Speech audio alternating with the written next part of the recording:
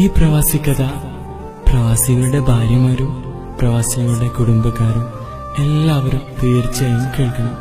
ആവുന്നെങ്കിൽ പ്രവാസിയുടെ ഭാര്യയാവണം എന്ന് പറഞ്ഞു നീ എഴുതിയ ആ കത്ത് ഞാനടക്കമുള്ള പ്രവാസിയുടെ നെഞ്ചൊന്ന് പിടപ്പിച്ചപ്പോൾ ഞങ്ങളെ മനസ്സോ പെണ്ണെ നീ അറിയാതെ പോയത്.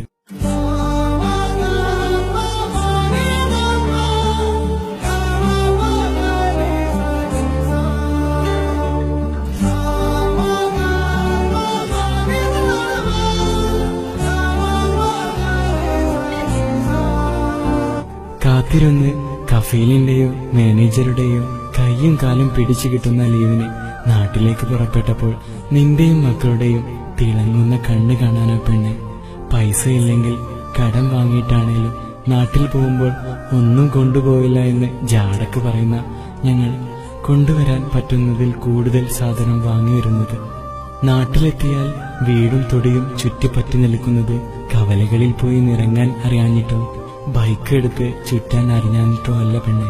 നാളെ തിരിച്ചു പോയാൽ ഒറ്റമുറിക്കുള്ളിലെ ഇരുമ്പ് കട്ടിലിൽ കിടന്ന് നിന്നോടും മക്കളോടും ഒപ്പമുള്ള വിശേഷം മനസ്സിൽ കൊണ്ടു നടക്കാനാ, അത് കണ്ട് സന്തോഷിക്കാനാ.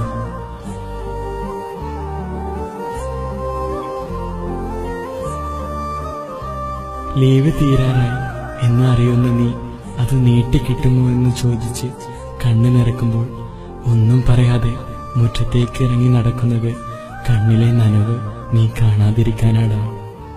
എപ്പോഴാ നീ വന്നത്, എപ്പോഴാ നീ പോകുന്നത്?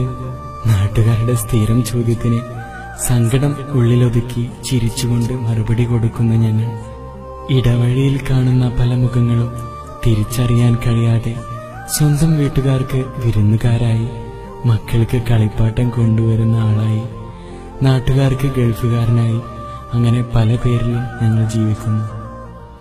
തിരിച്ചു പോരുമ്പോൾ അഴിച്ചുവെച്ച ഷർട്ട് ഓർമ്മക്കായി നിങ്ങൾ എടുത്തു വെക്കുമ്പോൾ ഒരു കഷ്ണം തുണി പോലും ഞങ്ങൾ കൊണ്ടുവരാറില്ല.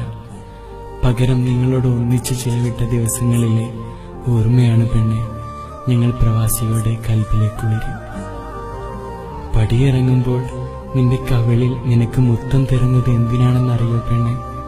നാളെ ഒരു പക്ഷേ ആണിയടിച്ച പെട്ടിയിലായിരിക്കും എന്റെ മടക്കമെങ്കിൽ ഒരു മുത്തം തരാൻ ഞങ്ങൾക്ക് കഴിയില്ലല്ലോ എന്ന് ഓർത്തിട്ടാ.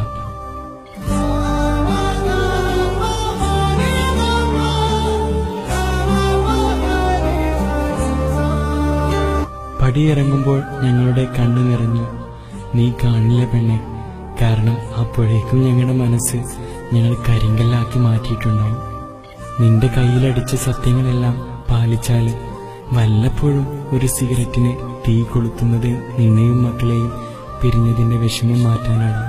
തിരിച്ചു വന്നാൽ തടി മെലിഞ്ഞുപോയി എന്ന് പറഞ്ഞ് നിങ്ങളുടെ കൈകൊണ്ട് വിളമ്പി തരുമ്പോഴാണ് പെണ്ണെ മരുഭൂമിയിലെ ചൂടിൽ വെന്തൊരുക്കിയ ഞങ്ങളെ ശരീരം ഒന്ന് പുഷ്ടിപ്പെടുന്നത്.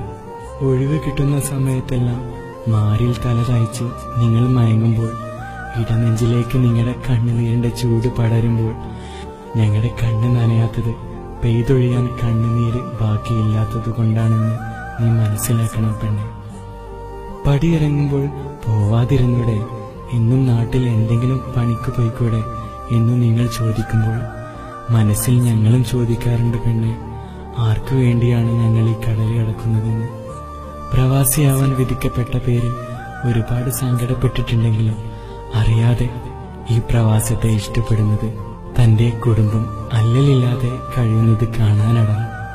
ആഗ്രഹമുണ്ട് പെണ്ണെ, നല്ലൊരു മകനായി, നല്ലൊരു ഭർത്താവായി, നല്ലൊരു ഉപ്പയായി, നാട്ടുകാർക്ക് പ്രിയപ്പെട്ടവനായി ജീവിച്ചു മരിക്കാൻ. അതിനീ പ്രവാസിയായിട്ടാണെങ്കിൽ അങ്ങനെ, നടനായിട്ടാണെങ്കിൽ അങ്ങനെ. ജീവിതം നഷ്ടപ്പെട്ട, ജരാനരകൾ ബാധിച്ച് രോഗവും പേറി ചണ്ടിയായി ശരീരം കൊണ്ട് ഞങ്ങൾ കടല് കടന്നു വരുമ്പോൾ മനസ്സിൽ പോലും പറയല്ല പെണ്ണെ, ഇത്രയും കാലം നിങ്ങൾ എന്തുണ്ടാക്കിയെന്ന്. വേദന മാത്രം തിന്നു ജീവിച്ച ഈ ശരീരത്തിന് അത് താങ്ങിയെന്ന് വരില്ല.